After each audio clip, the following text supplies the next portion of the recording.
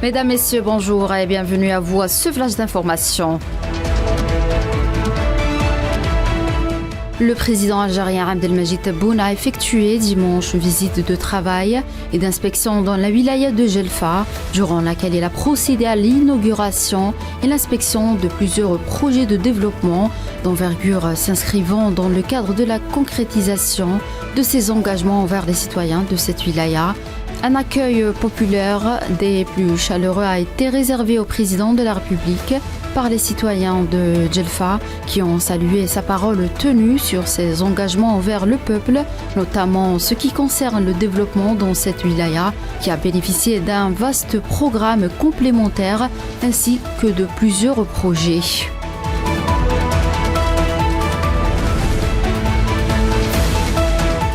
Et dans une allocution prononcée lors d'une rencontre avec la société civile, le président Abdelmajid Tebboune a affirmé que l'agression menée par l'occupation sioniste contre les habitants de la bande de Gaza en Palestine est un crime de guerre, soulignant que les Palestiniens ne sont pas des terroristes car ils défendent leur pays et leurs droits.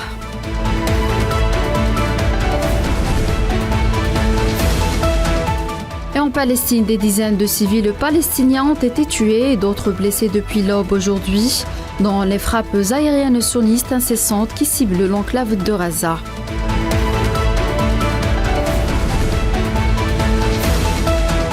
Et les appels se sont multipliés pour laisser passer l'aide humanitaire d'urgence dans la bande de Gaza, assiégée par l'armée sioniste. Le Croissant Rouge palestinien a affirmé que les abords d'un de ses hôpitaux à Gaza avaient été bombardés à plusieurs reprises, mettant en péril les patients et les milliers de civils venus s'y réfugier.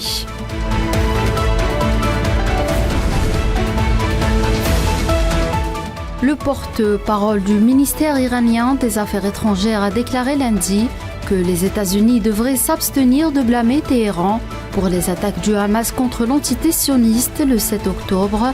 Je cite, « Arrêtez cela, nous avons toujours eu un soutien des médias politiques et de la communauté internationale pour la Palestine.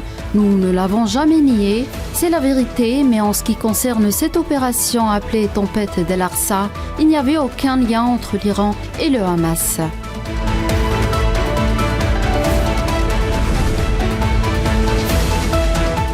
Plus de 5000 personnes ont manifesté dans le calme dimanche à Athènes, réclamant de mettre fin au massacre mené par les forces de l'entité sioniste contre les Palestiniens à Gaza. Selon la police grecque, je cite, « Arrêtez le massacre des Palestiniens à Gaza.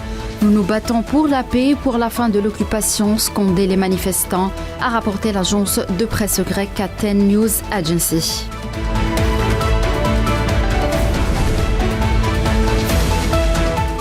Et la Russie est prête à discuter du règlement post-conflit de la crise ukrainienne et à poursuivre la coexistence avec l'Occident, a déclaré le ministre russe de la Défense Sergueï Shoigu, je cite, « En cas de création des conditions nécessaires, nous restons ouverts à des discussions politiques sur des bases réalistes sur le règlement post-conflit de la crise ukrainienne et sur les paramètres de coexistence avec l'Occident dans son ensemble. »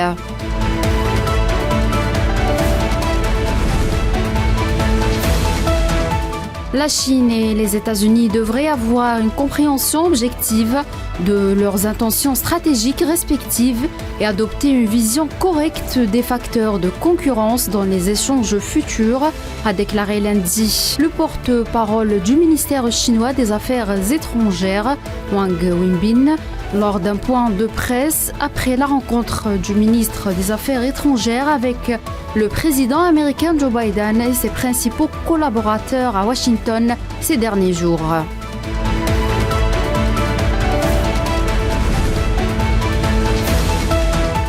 Le principal dirigeant de l'opposition au Bangladesh et plus de 100 cadres de son parti ont été inculpés dimanche de meurtre après la mort d'un policier au cours d'une violente manifestation contre la première ministre Sheikh Hasina à 3 mois des élections législatives.